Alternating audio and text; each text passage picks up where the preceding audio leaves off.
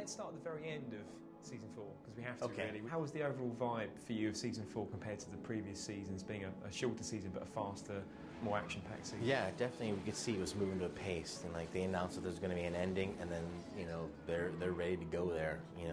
Every script was like ramping to something. It kind of brought back an energy that we had in season 1, where we didn't know what to expect or anything like that. And season 4 felt like there was 2 really strong storylines: the Oceanic 6 stuff in the future and the island mythology really ramping up now. And yeah. How did you feel about heavy in the time travel? And also, but there was also the whole thing of the challenge, the conflict between the two, like Ben and Widmore, as to who actually can claim the island as their own. And I'm curious about that. Like, I'm curious what kind of head that's going to come to. If there's some battle for Lost Island kind of thing. That island's mine, Benjamin. It always was. It will be again. But you'll never find it. Back on the island, there was a lot of sort of very scary, dark things going on with the cabin and the monster. I mean, right. What do you think about all that aspect of Lost as well? Unleashing the monster, that was pretty weird. And like he came out all dusty to do it. Excuse me, James. Excuse you? What were you doing in there? And that was a cool door, like the door within the closet, where it was very like Indiana Jones looking. So I was taking my own pictures. It was fun because like the studio, there's really cool sets that were being built. So we'd go and we shot the raft close-up stuff in the studio, and a guy was kind of shaking this essentially it was like plastic wrap surrounding a giant frame, and as you shake it, it kind of gave a ripple effect, and you light it right, it looks like the moonlight on the ocean. And so they were doing that. So then in between stuff, like breaking for lunch, I just started kind of wandering around, and I found like that Frozen set with the wheel that Ben has to turn to make the island disappear, and just kind of walking around. I always like looking at that stuff. It's kind of fun.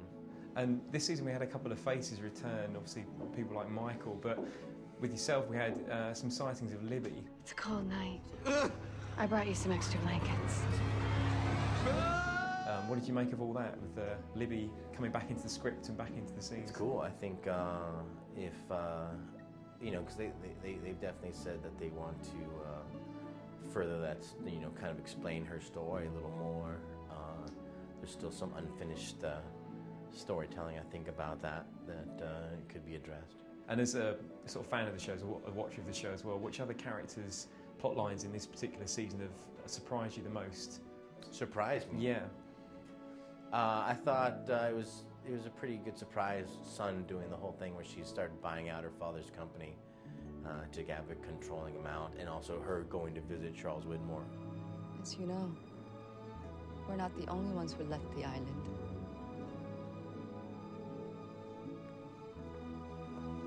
Miss Kwan, why would you want to help me? That was a pretty bold moment. The fact that the island disappears, I mean, the moment where I got the script that ends with Locke saying, he wants us to move the island. And I was like, where are we going now with this? And what would that take, and how they would, invent that.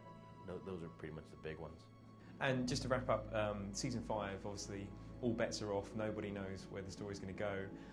As a fan, what would you like to see Hurley do, or what was the first thing the audience sees of Hurley in season 5? I don't know. It'd be the whole idea of going off with Saeed, where he's like, shooting people with silenced guns and things. I was like, that would be kind of interesting if him somehow having some kind of hand in that as well. Saeed? Hello, Hurley. I think visiting hours are over, dude. This isn't a visit. I want you to come with me. Come with you where? Somewhere safe. And just becoming a little bit more of a danger to whoever these enemies are. That would be kind of exciting.